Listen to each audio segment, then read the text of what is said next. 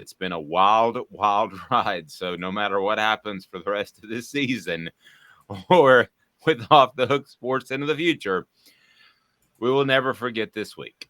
And it's been pretty interesting. All right, so let's go ahead and get to it because we got a huge show lined up. Jonathan Crompton will join us. Tennessee does play UT Martin, by the way, and Caleb Calhoun is just seconds away. And also, we will have coming up later Coach Lance, and we'll do some message board bingo and give stuffs away.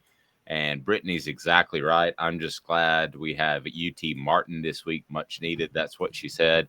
Exactly right. And the schedule, when you look at it, has been so perfect for Tennessee to make it a special sort of run.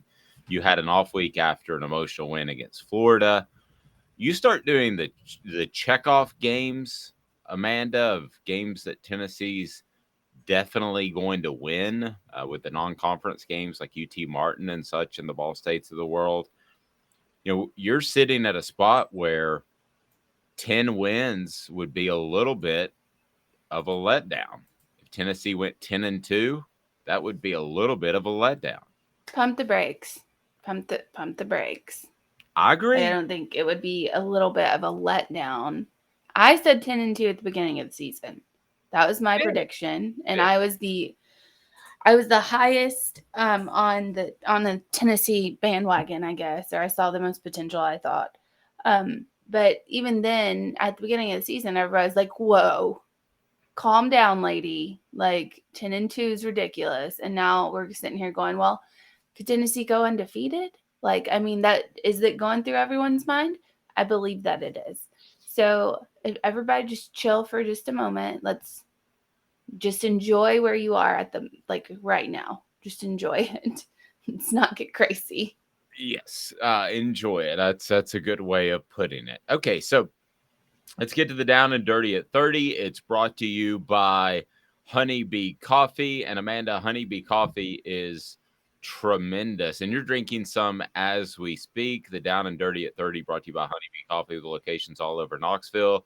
And a great place to go online and order your coffee. Why is Honeybee Coffee so good, Amanda LaFratta? It's the top 5% of beans in the world. And that's, you can't put, I mean, you can, but when it comes to like freshness and when it comes to like the top of the top, like you can't say it enough. Like you can't put a price tag on that, especially when it makes you feel good. You don't have the crash. You don't have there, some coffee will give you like that coffee hangover. You don't have that either with Honeybee. It's just, you can tell it's good stuff. I could not agree more. You're absolutely right. So let's go ahead and bring Caleb Calhoun in here for the down and dirty at 30. And the down and dirty at 30 is going to focus on Tennessee's chances of making the college football playoff. First, good morning, Caleb. How are you, sir? Pretty good. Happy Friday, guys. Yep. Happy Friday to you. What a week it's been. 6 days ago, who would have dreamed that you would see not only Tennessee win, but Tennessee win in the fashion that they did? Just your thoughts now that we have a little bit of time, a little bit of perspective to look back over one of the most memorable games of my lifetime, at least. Definitely one of mine. I compare it to again, I compare it to 98 and 2001 Florida, just those two games specifically for regular season games. As I've had a little time to look back on it, I have to say this is why I understand why they're doing it and it's good for the sport overall, but this is what I'm not going to like about the college football playoff expanding, because let's call it what it is. In 4 years, a game like this it's not going to go down in lore in history the way it does right now, because it's just not going to have the same type of impact. The same with 2013 Auburn, Alabama. So I just, that's what I started thinking about this week. When the playoff expands to 12 teams, is it really good for people who really hold dear some of the great traditions of college football, which is when you get these matchups and they mean everything, they're not going to mean everything anymore. They're Well, not. I to some extent, yes. To some extent, yes. But what I think you will have is you'll have a beefed up. I hope you'll have a beefed up schedule and you'll have better matchups week in and week out, more like the NFL. The other thing I hope for is, and I'm going to use that term, then I could absolutely be wrong, is I'm going to hope that teams continue to play hard for that home field advantage that's going to be part of the college football playoff, and the 8 teams that are going to host, or 4 teams will host the last 8 teams that get in, and then 4 will have a bye. So I'm going to play devil's advocate. I feel like both of you guys are on the same page. Correct me if I'm wrong, but I still think there would be plenty to play for with a 12-team playoff. I mean, I'm sure there's plenty to play for, but I think what Caleb's saying is that these big games, these big regular season games aren't going to mean as much. It's not going to be one of those like, we did this, we beat Alabama, so we have a chance of going. Tennessee, even if they lost to Alabama in a 12-team playoff, would still have a chance of going to the playoff because it's 12 teams. I mean, that's just, how it is. So when the 12 teams is put into place, I think Tennessee, even if they lost, would still go. And I agree with what Caleb's saying. I think that also a big problem is that people are going to – the 12-team playoff was pushed, I feel, for people saying the SEC had a bias. People saying that, every year it's going to be at least an SEC team, no matter how good or how bad they are. Now we're seeing it's 2 SEC teams, yada, yada, yada. Well, that's just going to grow. That SEC perceived bias that everybody has is just going to continue to grow, because now you're going to see 4 SEC teams in the playoff, or 5. I mean, it gets to that point. So I think I would rather just have the 4. That's just me. I was an 8ist, and still am. If it were up to me, it would be 8.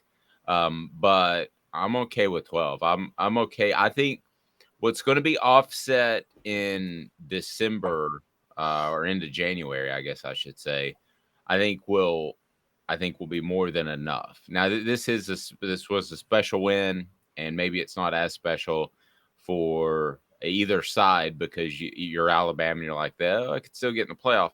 But the loser of this game could still get in the playoff either way. So I would argue that there would still be plenty to play for. The last thing you would want, and people predicted this when you would add a college football playoff, is that the Tennessee-Florida game wasn't as meaningful.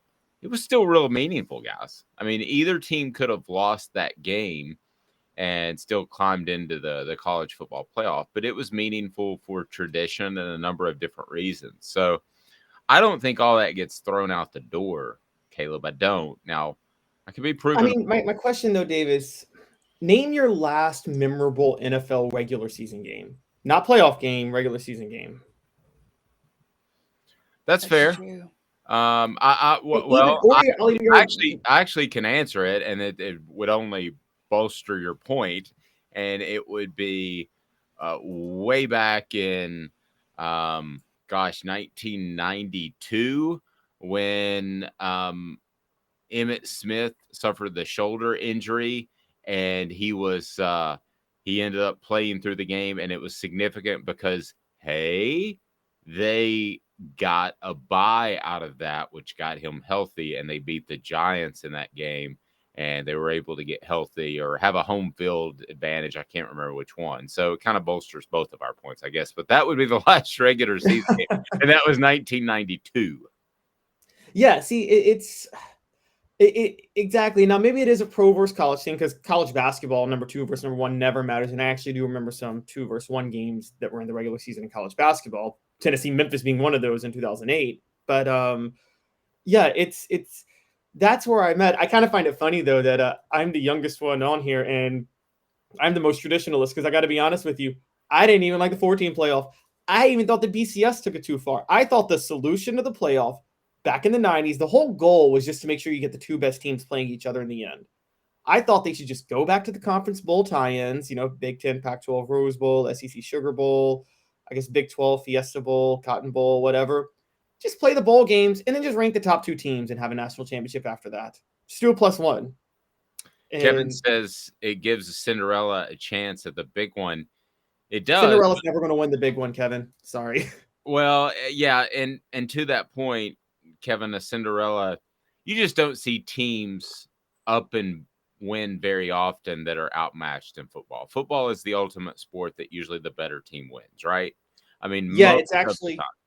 as a matter of fact, there's a great book on, I forget what it's called. I just called it The Element of Randomness, like which sports have the most randomness. And like football's at the bottom. I mean, football has less randomness than basketball in the sense of, what I mean by that is every sport takes a lot of skill, but that doesn't mean every sport, the outcome of the game is going to be dictated by as much skill. There's like a skills to luck ratio.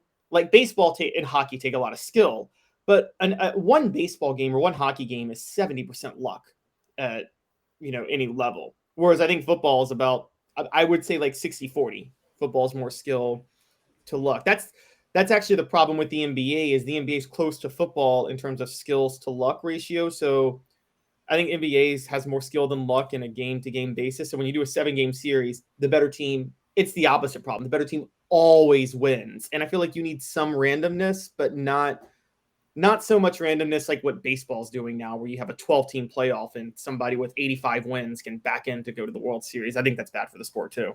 So Yeah, I think what you're going to see is I think you're going to see the first 2 rounds of the playoffs be good. And, well, the first round would take it from 12 down to 8.